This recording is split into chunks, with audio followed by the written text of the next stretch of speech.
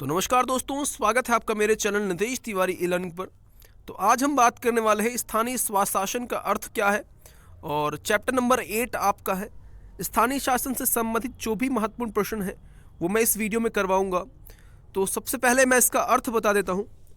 स्थानीय शासन का मतलब होता है गांव और जिला स्तर के शासन को क्या बोलते हैं? स्थानीय शासन। तो जो गांव है और जो जिला है, तो गांव और जिला स्तर के शासन को क्या कहते हैं? स्थानीय शासन कहते हैं।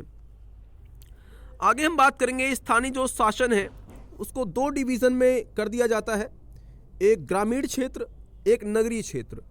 ग्रामीण में ग्राम पंचायत, जनपद पंचायत, जिला पंचायत, नगर में नगर निगम, नगर पालिका और नगर पंचायत। इसी के साथ में एक चीज़ और बता देता हूँ, जो आपकी बुक है उसमें पिरामिड के आकार का स्थानीय शासन दर्शाया गया है, जिसमें 3 प्रकार से डिवीज़न है। पहला आपका जो सबसे ऊपर है दैट इज़ अ जिला। तो सबसे ऊपर वाला कौन सा है? जिला है। मध्यम वाला आप लोग ब्लॉक समिति कह सकते हैं, दैट वाज अ ब्लॉक समिति, ठीक है, ब्लॉक समिति है। और जो तीसरा वाला है वो ग्राम पंचायत है, जो कि बहुत कॉमन है, सबसे छोटा यही है। तो ये स्ट्रक्चर आपको याद रखना है कि 3 प्रकार का आपका पिरामिड मतलब है, और 3 प्रकार से बांटा गया ग्रामीण क्षेत्रों में। याद रखिएगा, पहला, दूसरा और तीसरा। पहला है जिला, दूसरा है ब्लॉक समिति, तीसरा है ग्राम पंचायत। तो इसको भी याद रखिएगा। बाकी शहर से अगर कोई पूछ ले तो ये जो स्ट्रक्चर बना हुआ है बिल्कुल बेस्ट है, ये याद कर सकते हैं। नगर निगम है, नगर पालिका है, नगर पंचायत है, ठीक है। तो ये स्थानीय शासन जो है, इससे संबंधित जो भी महत्वपूर्ण प्रश्न है उसको स्टार्ट करते हैं। पहला क्वेश्चन है कि स्थानीय शासन के निकायों को संवैधानिक दर्जा प्रदान करने की सिफारिश किस समिति ने की थी? ये एग्जाम में 2017 में 18 में क्वेश्चन आया हुआ है। तो प्रश्न क्या है? प्रश्न बहुत सिंपल है कि यार जो स्थानीय शासन है, गांव और जिला स्तर का जो शासन है, इसको किस संस्था ने या किस समिति ने इसको संवैधानिक कॉन्स्टिट्यूशनल बॉडी में शामिल करने की बात करी?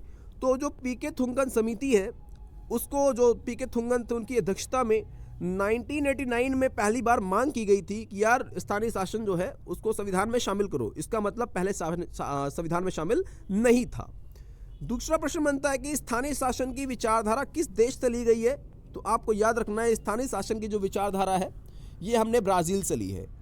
तीसरा प्रश्न है 73वां और 74वां संशोधन संसद में कब पारित हुआ और इसे कब लागू किया गया? तो आपको याद रखना है कि जो 73वां और 74वां संशोधन है, पहली बात तो जो 73वां है वो गांव से संबंधित है, ठीक है। जो 74वां है वो शहर से संबंधित है। किससे संबंधित है? शहर से या नगर से, ठीक है। तो 73वां गांव से है, 74वां शहर नगर से है, ठीक है। इसको पारित कब किया गया और लागू कब किया गया? पारित का मतलब संसद ने कब इसको पारित किया है, संसद में कब ये पेश हो गया, सब कुछ हो गया, तो वो तो 92 है। लेकिन अगर बोलेगा इसे लागू कब किया, इंप्लीमेंट कब किया, तो 93, 1 साल बाद। कंफ्यूज नहीं होना है बिल्कुल, ठीक है। अगला प्रश्न है कि स्थानीय शासन का जो विषय है वह किस सूची से है? जैसे आपको पता होगा हमारे संविधान में 3 सूचियां हैं। कितनी सूचियां हैं? 3 सूचियां हैं, जिसमें से पहली सूची जो आपकी है वो होती है संघ सूची, दूसरी यही जो लिखा है राज्य सूची, और तीसरी होती है समवर्ती सूची। कौन सी सूची होती है? समवर्ती। तो 3 सूचियां होती हैं। तो तीनों में से जो दूसरी है राज्य सूची, उसमें स्थानीय शासन के बारे में बात की गई है। इसी के साथ जब मैं बात करता हूं कि यार स्थानीय शासन जो है वो त्रिस्तरीय ढांचा है, तो बिल्कुल सही। सबसे निचले में ग्राम पंचायत, बीच में ब्लॉक समिति, तीसरे में जिला परिषद, हमने अभी बात की थी थोड़ा ऊपर, ठीक है। इसी के साथ ग्राम सभा का सदस्य कौन बन सकता है? तो वे सभी लोग जो 18 वर्ष से ऊपर है, दोज हु आर अबव 18, वो आपके ग्राम पंचायत के सदस्य बन सकते हैं। तो ये इसमें डाटा आप याद रख सकते हैं। वोट देने का अधिकार भी 18 वर्ष ही है।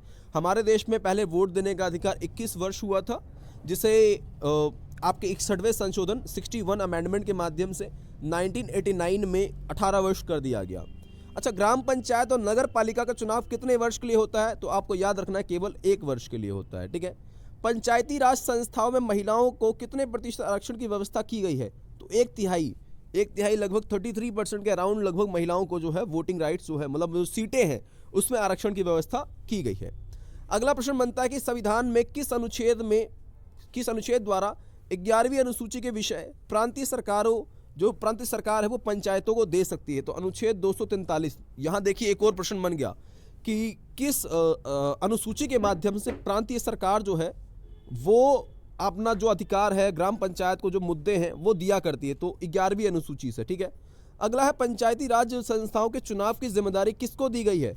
तो देखिए यहाँ पर आप कंफ्यूज पक्का हो जाएंगे कि यार चुनाव आयोग है, लेकिन यहाँ चुनाव आयोग आंसर नहीं है, यहाँ आंसर होगा राज्य के चुनाव आयुक्त। मतलब ग्राम सभा के ग्राम पंचायत के चुनाव कौन करवाता है, राज्य का चुनाव आयुक्त, ना कि चुनाव आयुक्त, अंतर है दोनों में। ठीक है, अगला प्रश्न बनता है कि भारत में स्थानीय शासन के अधिक मजबूत ना होने के क्या कारण है, स्थानीय शासन अधिक मजबूत क्यों नहीं हो पा रहा है। देखिए आज भी गाँव में जो लोग वोट दिया करते हैं वो जाति के आधार पर, गुटबाजी के आधार पर और सांप्रदायिक मतलब धर्म के आधार पर वोट देते हैं, जो कि एक बहुत नकारात्मक भारतीय समाज के लिए बात है।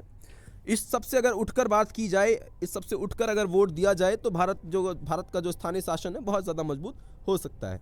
अच्छा, शहरी इलाका कौन है, शहर किसे कह सकते हैं, तो वह इलाका जहां कम से कम भी तो 5,000 लोग वहां निवास कर रहे हों, 75% जो लोग हैं वह कृषि को छोड़ करके किसी और काम में लगे हो, और जनसंख्या का घनत्व जो है प्रति वर्ग किलोमीटर में 400 लोग रह रहे हों। मतलब 1 किलोमीटर के दायरे में 400 लोग कम से कम रह रहे हो तभी तो शहर कहेंगे, क्योंकि गांव में बहुत लोग खुले खुले रहते हैं। ठीक है,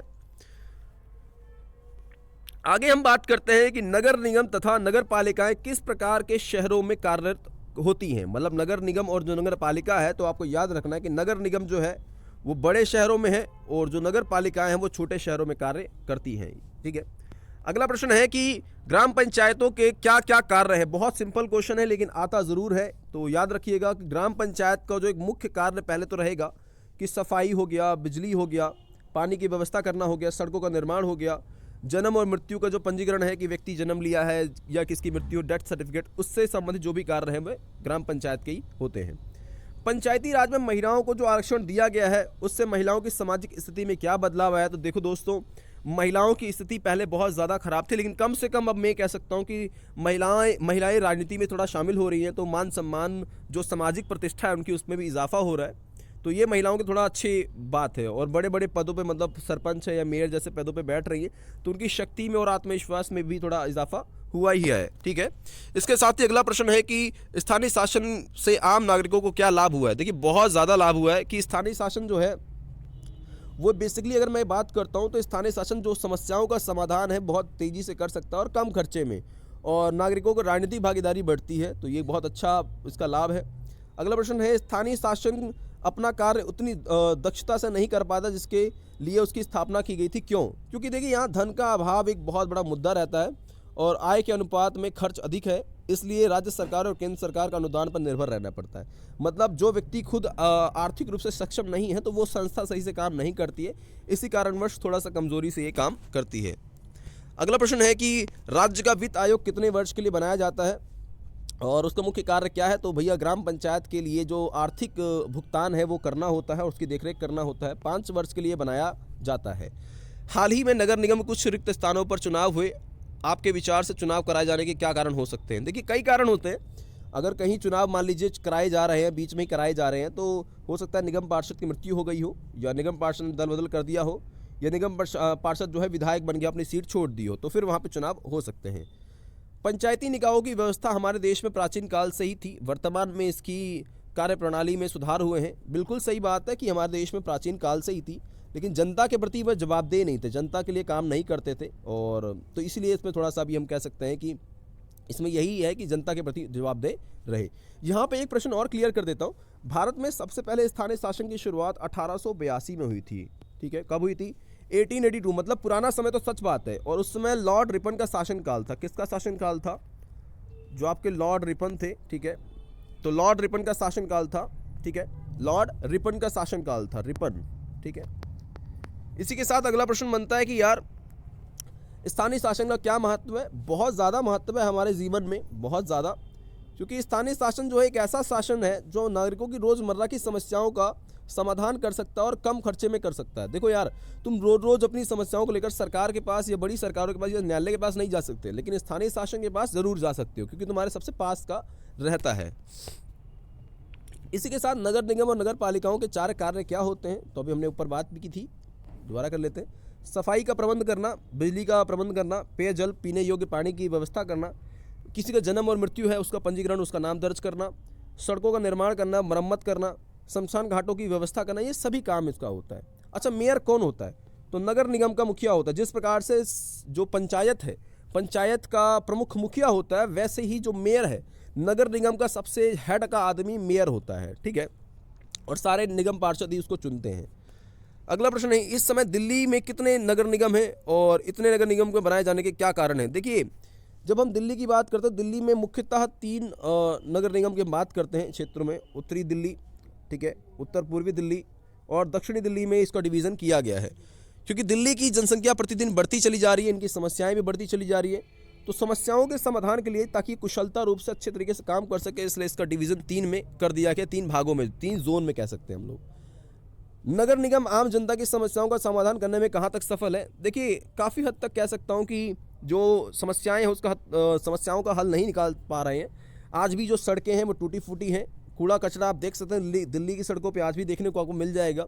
बिजली की समस्याएं हैं, आज भी झुग्गी झोपड़ियाँ बहुत ज़्यादा बढ़ रही हैं, जो स्लम बस्ती हैं बहुत ज़्यादा बस रही हैं।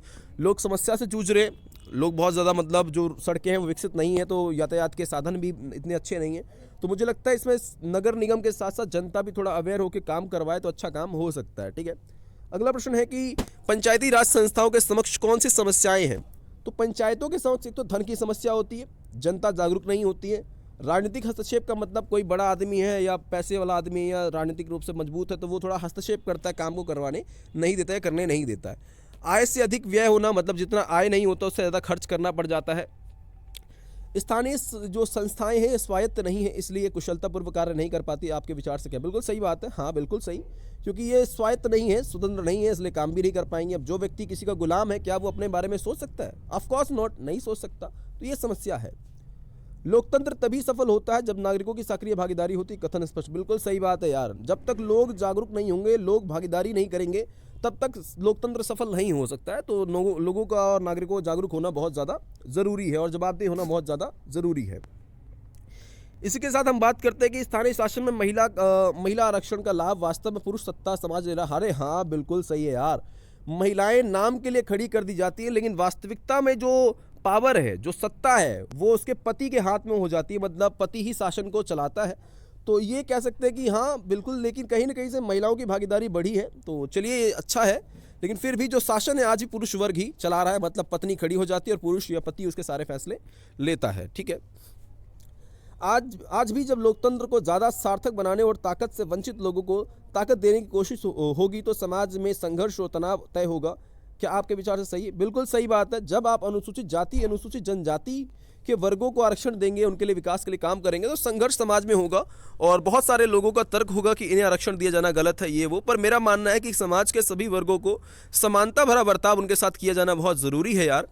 जब तक तुम मौका नहीं दोगे तो लोग आगे कैसे बढ़ेंगे और लोग अपने आप को उस समाज का हिस्सा कैसे मानेंगे जब तक वो उनका विकास नहीं होगा। तो ये बहुत ज़रूरी है कि हम उन लोगों को अपने समाज में या हमारे जो राजनीतिक व्यवस्था है वहाँ पर हिस्सा दें। इस चैप्टर से संबंधित एक एक प्रश्न को मैंने करवा दिया है और इसमें ना एक आपका क्वेश्चन जो है वो 73वें संशोधन से आता है, तो उसको डिस्कस कर लेता हूँ लास्ट में। जो 73 अमेंडमेंट है उसकी कुछ विशेषताएं हैं, जैसे कि 5 वर्षों में चुनाव करवाना, ठीक है। दूसरा वही त्रिस्तरीय ढांचा, 3 स्तर का जो ढांचा है, 73वां संशोधन। उसके अलावा महिलाओं के लिए 1/3 आरक्षण, जो कि हम बात कर चुके थे। इसी के साथ राज्य चुनाव आयुक्त की नियुक्ति, राज्य वित्त आयोग की नियुक्ति और हाँ, ग्राम पंचायतों को कुछ विषय देना। ये 73वें संशोधन की विशेषताएं हैं। दोबारा सुन लीजिए। पहला था कि 5 वर्षों में चुनाव करवाना। दूसरा, महिलाओं के लिए आरक्षण, आप आगे पीछे कर सकते हैं, महिलाओं के लिए आरक्षण। तीसरा हम कह सकते हैं राज्य चुनाव आयुक्त की नियुक्ति, राज्य वित्त आयोग की नियुक्ति और ग्राम पंचायत को कुछ विषय देना। तो इनकी याद आप कर सकते हैं, ठीक है। तो आशा करता हूँ आपको वीडियो पसंद आई होगी और अगर कोई भी आपको कॉम्प्लिकेशन है, कोई समस्या है वीडियो से संबंधित, तो आप मुझे बता सकते हैं एंड मैं आपको बिल्कुल आंसर दूंगा और मेरा प्रयास यही रहेगा कि हर वीडियो में एक अच्छा आपको कंटेंट प्रोवाइड करवा सकूं। तो इसी के साथ दोस्तों, जय हिंद, जय भारत, बहुत बहुत शुक्रिया आपका।